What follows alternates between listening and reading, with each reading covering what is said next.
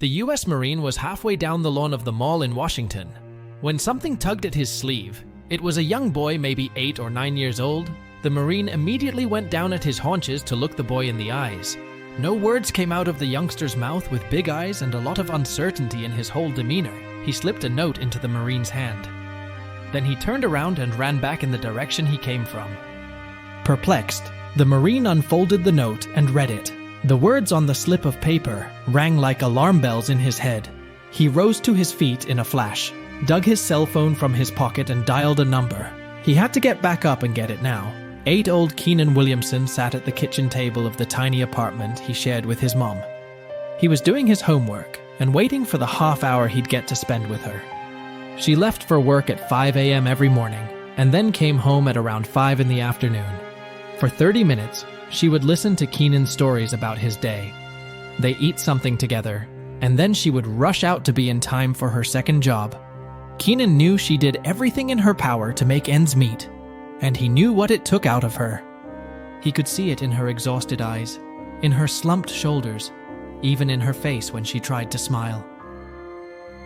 At 5:05, Keenan stood up from the kitchen table to open the apartment door for her.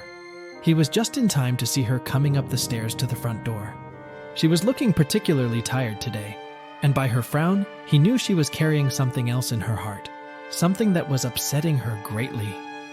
They hugged each other and held hands as they walked into the apartment. She sat at the kitchen table with him for a while in silence. He could see she was working up the courage to tell him something, and he let her be. She would say what she had to when she was ready. Keenan reached across the small round table and rested his 8-year-old hand on hers. Jennifer Williamson looked at her son. She didn't know how to tell him it would shatter the little bit of peace he had and upend his entire young life, but she had no choice. He had to know. After all, he was all she had, and she was all he had. They were two against the whole wide world. "Keenan," she started, "I need you to be brave. I have something to tell you." Already, she could see the concern on his little face. It broke her heart. Keenan grew up so fast after his dad left. Almost instinctively, he started to pick up the slack around the apartment while she was at work. He washed the dishes and cleaned the living room, and nothing was ever out of place in his bedroom. If she let him, he'd do the washing too, but she wasn't ready to load that onto his tiny shoulders too. He already seemed to know and understand too much for his young age. Jennifer took a deep breath, steadied herself, took both his hands and hers, and told him she'd been to the doctor twice in the past 3 weeks. The first time was to run some tests, and the second time, which was today, was to get the results. The results were not good. She had cancer in her breast. The doctor told her about the various treatment options, but her prognosis was far from good. At most, the doctor had told her she had 6 months to live. Jennifer tried to use the lightest possible words and not burden her son more than she had to, but she didn't think downplaying it would help him in the long run. When the hard truth was out there, she watched Keenan carefully. She saw his young face crunch up as the news sunk in. His eyes watered up, and he wiped the tears away with the back of his hand. Jennifer squeezed his hand. She promised him she was going to fight this illness. With all, she wouldn't be able to work as many hours anymore, and that meant they would have to make do with less money. By this time, Jennifer was crying too. In front of her eyes, Keenan's demeanor changed. He did that thing he did to comfort her for a little while. He became an adult. When he put on his brave face, he instantly looked 10 years older, and that's what he was doing now. He was showing her he had her back, and that he would do absolutely for new. There was no getting better this time. She squeezed his hands again, and he could see it in her exhausted eyes, in her slumped shoulders, even in her face when she tried to smile. At 5:05, Keenan stood up from the kitchen table to open the apartment door for her. He was just in time to see her coming up the stairs to the front door. She was looking particularly tired today, and by her frown, he knew she was carrying something else in her heart, something that was upsetting her greatly. They hugged each other and held hands as they walked into the apartment. She sat at the kitchen table with him for a while in silence. He could see she was working up the courage to tell him something, and he let her be. She would say what she had to when she was ready. Keenan reached across the small round table and rested his 8-year-old hand on hers. Jennifer Williamson looked at her son. She didn't know how to tell him it would shatter the little bit of peace he had and upend his entire young life, but she had no choice. He had to know. Told him the rest because I can't work as much anymore. We're not going to have the fun Christmas we planned. Keenan, she said with a shaky voice. For 6 months, Jennifer had put away a little bit of money every week with one aim only to create the most amazing Christmas cheer Keenan had ever experienced. For a month now. During the little bit of time they had together, they'd laughed, planned, dreamed, and got excited about this Christmas. It was going to be a dream festive season, regardless of the hardships they faced. Keenan flashed a weak smile. It doesn't matter, Mommy, he said. We'll still make it great. We'll be together. And all the things we wanted to do this year can wait until next year when you're all better. Jennifer didn't know how to tell him. Next Christmas, well, she just didn't know how to tell him. Up in his room, Keenan's mind was a roller coaster. There was a part of him that was terribly sad. That part knew that his mom was going to die. It frightened him and made him want to cry uncontrollably. But there was another part of him too. This was the part that could make what his mom called Keenan plans. The young boy pushed his sadness and fear to the back of his mind and focused on his Keenan plan mind. He decided at that moment that he was going to make this the best Christmas his mom had ever had. He had absolutely no idea how yet, but the decision was made, and Keenan knew if he put his mind to something, he could make it happen. The next day at school, Keenan couldn't concentrate. The teachers in his first 3 classes of the day admonished him for daydreaming. They were right. He was daydreaming, but he wasn't about to tell them why or what about, not yet anyway. By lunchtime, Keenan had figured out a plan, and by the time he headed to the bus stop after school, that plan had solidified. The bus stopped a block away from the apartment. Keenan broke into a run. The moment stepped off the bus, there was a book he needed right now. It was on the shelf in his bedroom. That was the last piece of the puzzle. As soon as he got home, Keenan bolted to his room and looked through his bookcase, Practical Steps for Young Entrepreneurs. That was the book he was looking for. He spent a few hours reading and rereading one chapter. He awoke before his mom the next morning and prepared her breakfast. He opened his mother's bedroom door with his foot and carried the tray over to her. "My beautiful boy," she said when she woke up. "You are truly my angel." While she pecked at her food, he asked her the big question. Could he go to the mall in the city after school? "What do you want to do there?" his mom asked with a frown. "It's something for school.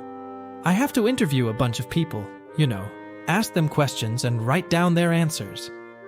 He said he hated to lie to his mom, but this bit was crucial if his plan going to work. His mother frowned and hesitated, but she eventually agreed to let him go for 1 hour.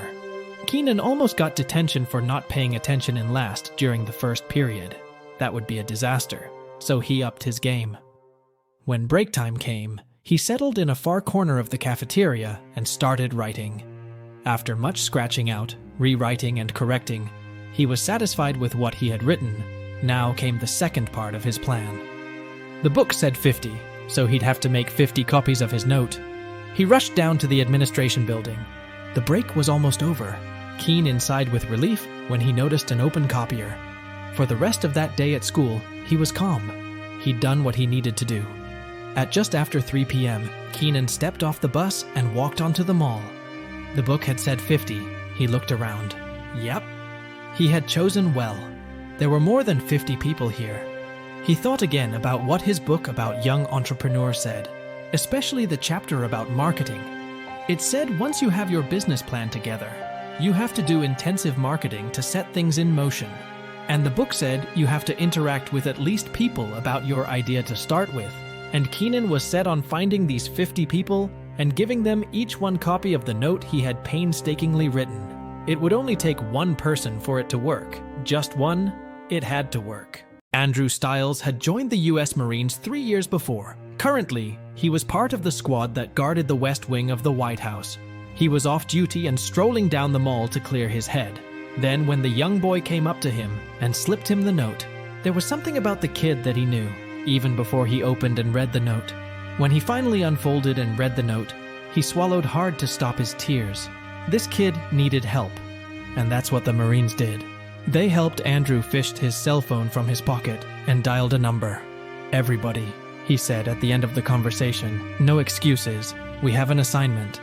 He met with his fellow Marines just off Connecticut Street. When everybody was settled, Andrew called the meeting to order. "There's this kid," Andrew started. "His mom is dying. This young man is one of us. He has heart. Here is what we're going to do." The Marines leaned in to hear Keenan's plight and Andrew's plan. Keenan was busy with his homework. He was constantly aware of his mom in the bedroom. She was restless, and he could hear she was uncomfortable. He was busy making her tea when the phone rang. "Is that Private Williamson?" the voice on the other end asked. Keenan was confused. "This is Keenan," he said. "Who do you want to speak with?" "This is Sergeant Andrew Stiles." The voice said, "You became one of us when you asked for our help, and we are going to help you." The picture came into focus in Keenan's mind. He had only given one of 50 notes to one soldier in the mall the day before, so this had to be him. "Can we meet?" the Marine on the other end asked. "Maybe tomorrow after school." When Keenan came out of school the next afternoon, 3 Marines in full uniform were waiting for him. They greeted him like he was one of them. It made him feel like a $1 million. Over a burger, they asked him about his plan. He explained as well as he could, but added that he needed grown-up help to make it a reality. He wanted to give his mom the best Christmas ever, given that it could be her last. The Marine smiled at him. Andrew said, "Well, soldier, you came to the right place. That's what we're here for. Here's our plan." Andrew was completely taken by the boy. They were going to make this kid's dream of a spectacular Christmas come true. That was for sure. But Andrew was hatching his own plan too. Something neither the boy nor his mother would be expecting. And something that could quite literally change their lives. He dialed a number again. Keenan started counting the days to Christmas. He knew it was going to be special. He really liked the Marines he'd met, and he knew that they would pull out all the stops. Now all he needed to do was keep the secret from his mom. On Christmas Day, Keenan helped his mom get out of bed. He'd ran her a bath, put her clothes out for her, and encouraged her when it was obvious the pain was bad. Then he helped her into the kitchen and sat her down at the table. "What are you up to, Keenan?" she asked with a twinkle in her eye. "You're up to something. I can see it." There was a knock on the door. "You said, Mom. I'll get it," Keenan said. He flew up and ran to the door. There were 9 Marines at the door, all with something in their arms. One had a turkey, another had a gammon, others had various vegetables, and yet others carried bowls of dessert. 2 men had a fully decorated Christmas tree between them, and another had a bag of wrapped Christmas gifts. "Where do you want these, Private?" Andrew asked with a smile. Keenan smiled back and showed them where to place the Christmas tree, and then took them through to the kitchen. "Sergeant Andrew Stiles in the U.S. Marine Corps at your service, madam," Andrew said. When Keenan led them into the kitchen, "You sit and we'll serve you lunch." Tears flowed down Jennifer's cheeks. She reached out and took Keenan in her arms. "You did this." Another knock on the door. Andrew said, "I'll get that. I know who it is." He returned a few moments later with an older, distinguished-looking man. "This is my father," he said proudly. "Dr. Quentin Stiles, he's an oncologist." What Andrew didn't say was that Dr. Quentin Stiles was one of the top oncologists in the country. Many considered him a miracle worker. Patients with the worst imaginable prognosis came to see him, and somehow he managed to cure them. Andrew kneeled on one side of Jennifer and Dr. Stiles on the other. "My dad has agreed to treat you free of charge." 1 year later, Keenan and Jennifer sat in their lounge. They had a small Christmas tree up, and there was a turkey in the oven. Christmas card from Andrew and Quentin Stiles hung on the corkboard. Jennifer said, "This Christmas is special, Keenan. I am only here because of what you did last year. You're a hero. In every sense, what a magnificent end to a sad story. Have you ever had trouble, and then a U.S. Marine stepped up to the plate to help? Tell us your story in the comments. We'd love to hear. For now, we're out of here. Catch you in the next video."